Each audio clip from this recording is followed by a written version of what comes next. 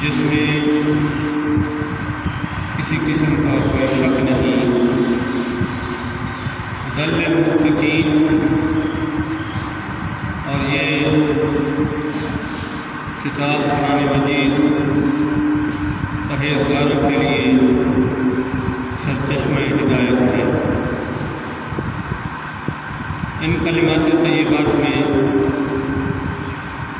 اللہ رب العزت نے اپنے پاک کلام قرآن مجید قرآن رشید کی عظمت، شان، مقام و مرتبہ کو بیان فرمایا،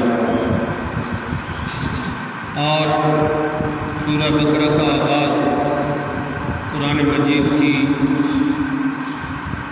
عظمت کو بیان کرنے کے ساتھ فرمایا۔ اس میں کیا حکمت ہے، ماقبل کے ساتھ اس کا ربط کیا ہے؟ تو سورۃ فاتحہ میں اللہ کے بندوں نے اللہ رب العزت کی بارگاہ میں یہ سوال کیا کہ اے اللہ ہمیں سیدھا رستہ دکھا، ان لوگوں کا رستہ جن پر تیرا انعام ہوا، نہ ان لوگوں کا رستہ جن پر غضب ہوا، اور نہ گمراہ لوگوں کا رستہ۔ تو ماقبل کی سورۃ فاتحہ کی آیات میں ہدایت کے رستے کا سوال کیا گیا تھا کہ ہمیں ہدایت کا رستہ دکھا، سیدھے رستے کی طرف ہدایت فرما۔ تو وہ رستہ ہے کہاں؟ تو اس آیت کریمہ میں بیان کیا گیا کہ وہ اللہ کی پاک کتاب قرآن مجید میں ہے وہ رستہ۔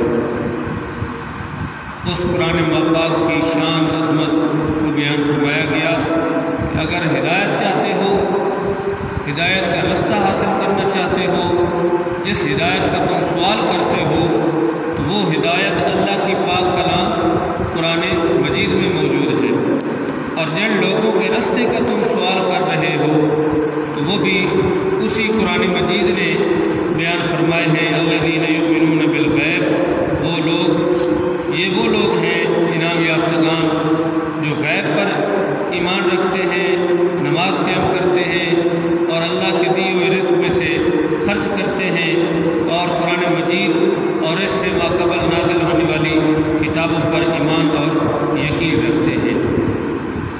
تو ان آیات میں اسی چیز کو بیان فرمایا گیا۔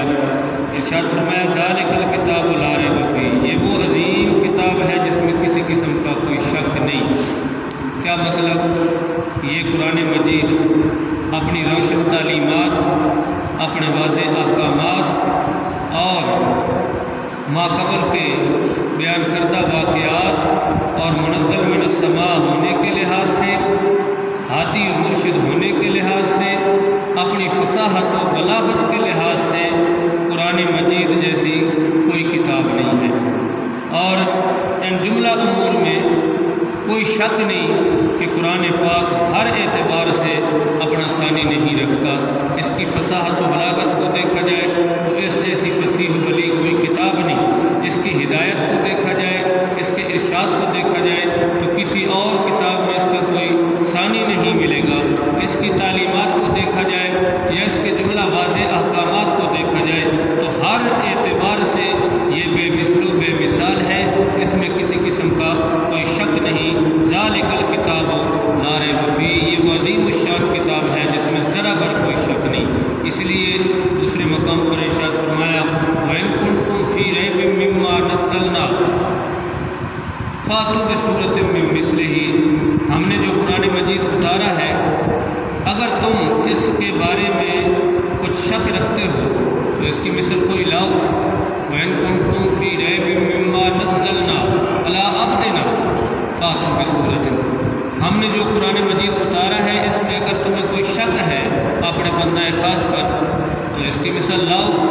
تو جب تم اس کی مثل نہیں لا سکتے تو پھر یہ بات بالکل واضح ہو گئی اور روز روشن کی طرح عیاں ہو گئی کہ قرآن مجید یہ وہ ایسی کتاب ہے جس کے اندر کسی قسم کا کوئی شک نہیں۔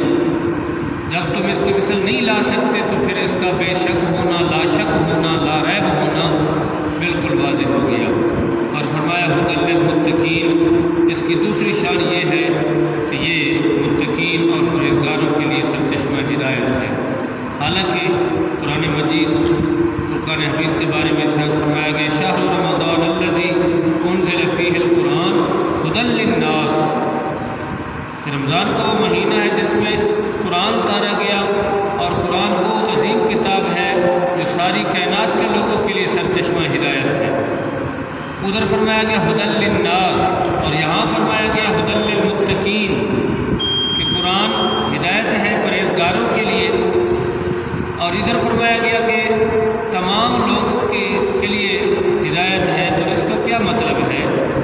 مطلب یہ ہے کہ قرآن اپنی آفاقی تعلیمات کے اعتبار سے تو سارے کائنات کے لوگوں کے لیے ہدایت ہے، اپنے واضح احکامات اور اپنی روشن تعلیمات کے مطابق تو ہر ایک کے لیے سرچشمہ ہدایت ہے، لیکن اس کی ہدایت سے فائدہ وہی لوگ اٹھا سکیں گے، اس سے نفع وہی لوگ پا سکیں گے، اور جو تقوی اختیار کرنے والے ہوں گے، پرہیزگار ہوں گے، متقین ہوں گے، اور جنہوں نے ضد اور عناد کی اینک کو اتار کر اپنے دل کی دنیا کو صاف کر کے، من اور تن کو صاف کر کے قرآن مجید کو پڑھا ہوگا، اس کی تعلیمات کو سمجھا ہوگا، تقوی اختیار کیا ہوگا، تو ان لوگوں کے لیے یہ قرآن مجید جو ہے سرچشمہ ہدایت ہے۔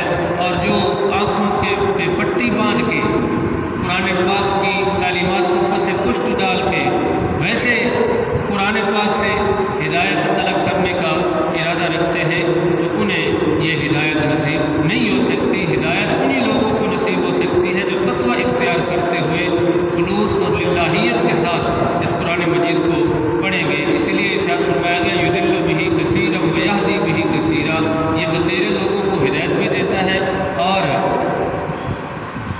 یہ بعض لوگ جو ہیں وہ گمراہ بھی ہو جاتے ہیں۔ گمراہ کیوں ہوتے ہیں؟ کہ وہ خلوص نیت سے پڑھتے نہیں، اس کی تعلیمات پہ عمل ان کا مقصد نہیں ہوتا، اس لیے وہ گمراہ ہو جاتے ہیں۔ اور جو ضد اور عناد کی اینک اتار کر صحیح رستے پہ چلتے ہوئے اصلاح کی خاطر قرآن مجید کی تلاوت کرتے ہیں، اس کی تعلیمات کو سمجھنے کی کوشش کرتے ہیں، تو یہ قرآن ان کے لیے ہدایت ہے۔